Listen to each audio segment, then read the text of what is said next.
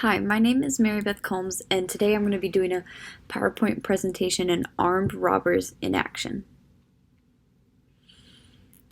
There's a driving force that leads people to commit crimes to this magnitude. This force can be anything between connecting means to the ending to fueling a toxic love. There are a lot of similarities between these criminals and the infamous duo, Bonnie and Clyde. For some criminals, robbing someone or taking something can just be the means to an end. So they need it to achieve daily goals between feeding their family or clothes. Whereas Bonnie and Clyde, they committed these crimes out of pure evil content for what they were doing. Personal experiences affects these day-to-day decisions. How we were treated can determine our future actions. So for example, say that we were bullied. When we get older, we have the ability to do something about that. We may not handle it in the right way. And the things we experience shape us to who we are. So for an example, Bonnie, her father died when she was at a very young age. And because of this, she had always lived in a very impoverished state with her grandmother and her mom and her siblings. They never really had it well off until she had met Clyde and began these sprees of crimes. And as you can see in their life and in the majority of the examples I talk about, poverty can drive our actions in what we do. And along with the poverty that drives it, it's the stress that can be on top of that, the not being able to provide for the family, and fighting with yourself mentally about that.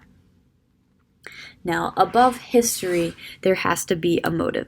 These motives can look different for each person and crime that is committed. Through Richard Wright and Scott Decker, they had found that there's usually a reason attached to the action behind these armed robbers. Overwhelmingly, most armed robbers studied by Wright and Decker decide to get involved in robbery due to pressing need for cash, largely related to their immersion in the party lifestyle required a constant resupply of alcohol and or drugs, as well as status-enhancing material items like clothes.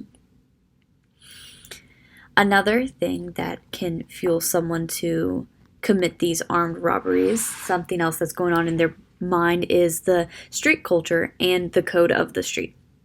Street culture is focused around the idea that the best thing is gained right away with the help of adrenaline and instant gratification.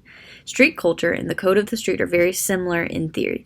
They are both centered around the idea that the way that these individuals are perceived on the streets is more important than the long-term help of a better solution to their intermediate problem.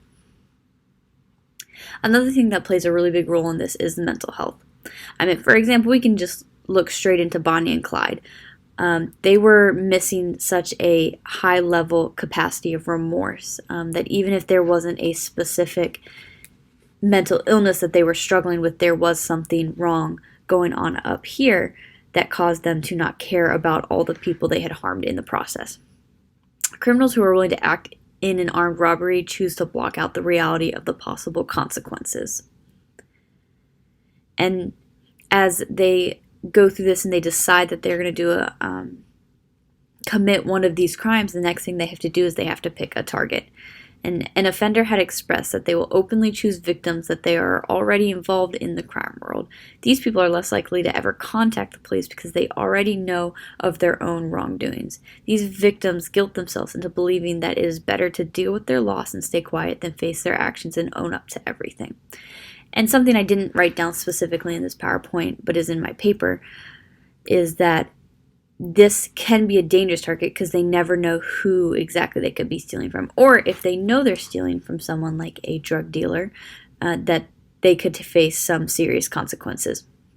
Whereas if they choose to rob from a victim who does not have a criminal background, they face the fact that that person could go to the police, but it is less likely that they would fight back to the same extent. So at the end, there are many factors and reasons to why people choose to commit crimes and do these these things. It's all between history, motive, their street culture, what they want, mental health, and at the end of the day, then they just have to choose a victim. Here is my reference page, and thank you for listening to my presentation.